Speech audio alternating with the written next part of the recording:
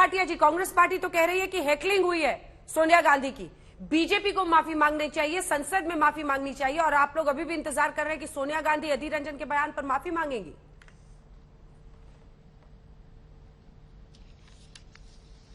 देखिए, केवल हम इंतजार नहीं कर रहे हैं, पूरा देश इंतजार कर रहा है। अधीर रंजन चौधरी जी ने जो वक्तव्य दिया है, ये हर भारतीय का अपमान है, एक महिला का अपमान है, और एक जो अनुसूचित जनजाति से महिला आती है उसका अपमान है। अंजना जी, आप मुझे बताइए, ये खुद ही हो जाता है या ये किसी के इशारे पे किया जाता है? क्योंकि इससे पहले भी प्रधानमंत्री जी के लिए राहुल गांधी ने क्या कहा था, चौकीदार चोर है, और उसके बाद सर्वोच्च न्यायालय में कान पकड़ के माफी मांगी।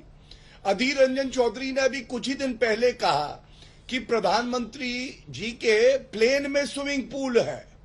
ये क्या दिखाता है? दो बातें दर्शाता है। पहली, संवैधानिक पद पे कोई व्यक्ति अगर बैठा है तो उसको सम्मान ना दो, क्योंकि वो गांधी परिवार का सदस्य नहीं है, और चाटुकारिता तो हम केवल गांधी परिवार की करते हैं। और दूसरा, जो व्यक्ति जनजातीय समाज से है, जो महिला है, उसको बिल्कुल सम्मान मत दो, क्योंकि सम्मान होगा तो केवल गांधी परिवार की महिलाओं का होगा।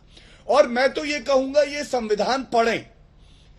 आपको लोगों ने भेजा है वहां पे चर्चा करने के लिए, आप चर्चा नहीं करते हैं। वहां पे तंदूरी चिकन का भाव क्या है भैया, बताओ मुझे। ऐसा अनशन कभी आपने देखा है जिसमें तंदूरी चिकन चल रहा हो, पार्टी चल रही हो? हाँ, एक बार हुआ था जब संविधान की रक्षा के लिए राहुल गांधी ने प्रदर्शन किया था।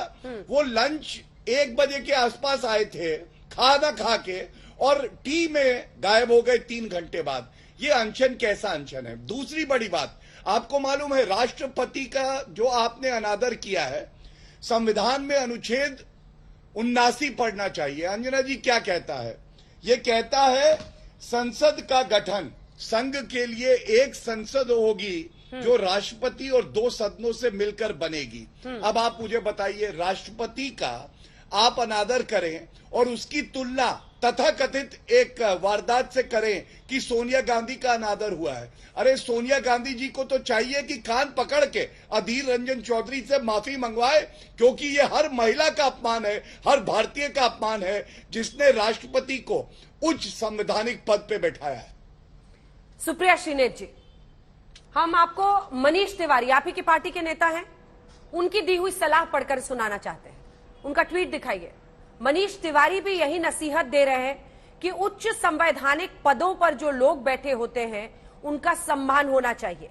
मनीष तिवारी ने यूं लिखा है आज, महिला हो या पुरुष, जो कोई भी संवैधानिक पद पर आसीन है वो सम्मान से माननीय है, उसे और उसके पद को सम्मान दिया जाना चाहिए। विशेष पद पर बैठा व्यक्ति उसी पद के अनुरूप हो जाता है। जेंडर के चक्रव्यूह में फंसने का कोई मतलब नहीं है। मनीष तिवारी को भी समझ में आ रहा है, लेकिन आप कल से डिफेंड कर रही हैं कि बांग्ला भाषा की वजह से उनसे यह चूक हो गई। लेकिन मैं फिर आज आपसे पूछूंगी कि बांग्ला भाषा में भी पति और पत्नी का फर्क पता होता है, और पत्नी है सबके लिए है। जब ये अधीर रंजन चौधरी कह रहे थे, उन्हें समझ ही नहीं आ रहा था। बीजेपी भी यही कह रही है कि वो जानबूझकर बोल रहे थे।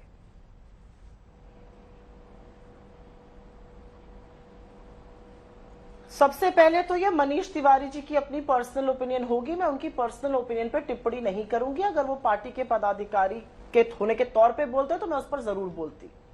दूसरी बात, आप सारी दुनिया को भूल जाइए। आपके चैनल के एक इंटरव्यू में अधीर रंजन जी ने बड़े साफ तौर से कहा है, मुझसे चूक हुई है, मैंने माफी मांगी है, मैंने खेद व्यक्त किया है।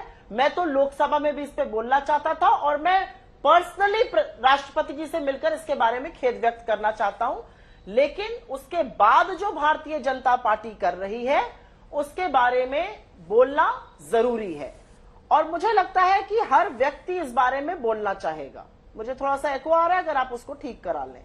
मैं आपके दर्शकों के सहूलियत के लिए एक चीज प्ले करना चाहती हूँ, और आशा करती हूँ आप उसको चलने देंगी, क्योंकि दर्शकों को देखना जरूरी है कि उच्च पदों पर बैठे लोग किस भाषा का प्रयोग नहीं करना चाहिए।